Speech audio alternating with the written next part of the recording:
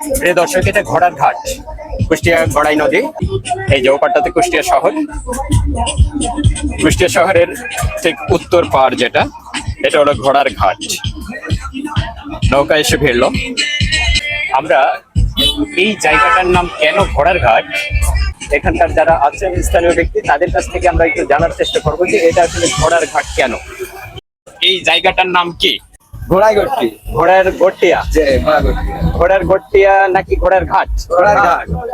আচ্ছা, ঘোড়ার ঘাট কেন? ঘোড়ার ঘাট এখানে আগে অনেক ঘোড়া ছিল, মানে বাইরে থেকে ঘোড়া লাগায়, ঘোড়া নিয়ে এখানে আসতো, এই জন্য এটার নাম। মানে ঘোড়া নিয়ে কেন আসতো এখানে? এখানে খেলা করতে রাতে আসতো তারা, খেলা করার জন্য? ও আচ্ছা, ঘোড়ার দৌড় প্রতিযোগিতা করার জন্য এখানে আসতো। আগে এখানে আগে ঘোড়া বাইরে থেকে ঘোড়া নিয়ে রাতে আসতো লোক। বেড়াতে আসতো। কতদিন আগেকার ঘটনা এটা? বহুত আমার তাও তো 70-80-90 বছর আগে। অনেক ঘোড়া এখানে দৌড় প্রতিযোগিতা হইতো। এখানে একজন গোশত বিক্রেতা আছে, একটু মুরব্বী গোছের মানুষ, এনার সাথে একটু কথা বলি। ভাইজান, আপনি গোশত কাটতেছেন? এই জায়গার নাম কি? ঘোড়ার ঘাট। এইটার নাম ঘোড়ার ঘাট কেন? ঘোড়ার গাড়ি এখানে আবাদ বসেছিল। প্রচুর ঘোড়ার গাড়ি এখান থেকে বিভিন্ন দিকে যাতায়াত করতো। কোনো ঘোড়া এখানে ডুবে মারা যায় নাই তো? না, আমার জানা মতো না। অথবা একটা ঘোড়া লাফ দিয়ে ওপারে চলে গেল, এরকম না? না না, তাই অথবা ঘোড়ায় ঘোড়ায় যুদ্ধ হয়েছিল, এরকম? সেটা মুরিদরা করতে পারে, আমরা করতে পারি। ওনারা বলছেন ভেতর থেকে যে এখানে ঘোড়ার দৌড় প্রতিযোগিতা হইতো। সেটা কত বছর আগে ভাইয়া? না, 30-40 বছরের আগে তো আমি এখানে দেখতাম না। এটা আমি ছিলাম তো তখন, দেখতাম না তো। ঘোড়ার দৌড় প্রতি চড়ের উপর দিয়ে হইতো। তাছাড়া এই পাড়ে টাড়ে হইতো না এখানে? সেই কারণে এটা ঘোড়ার ঘাট, অন্য কোনো কারণ টারণ নাই তো? স্থানীয় লোকজন বলছে যে এখানে ঘোড়ার দৌড় প্রতিযোগিতা হইতো। বিভিন্ন সময় বিভিন্ন প্রতিযোগিতা অংশগ্রহণ করতে পারবো, অনেকেই আসে।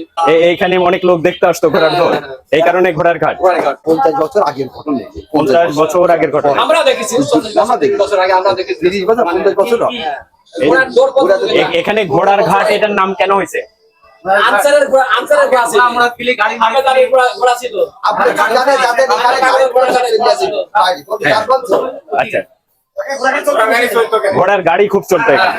আচ্ছা, তাছাড়া কোনো ঘোড়া মারা টারা যায় না এখানে ডুবে? কেউ একজন বলছিল যে একটা ঘোড়া নাকি লাফ দিয়ে ওপারে চলে গেছিল গাড়ি নিয়ে, সেই জন্য ঘোড়ার ঘাট।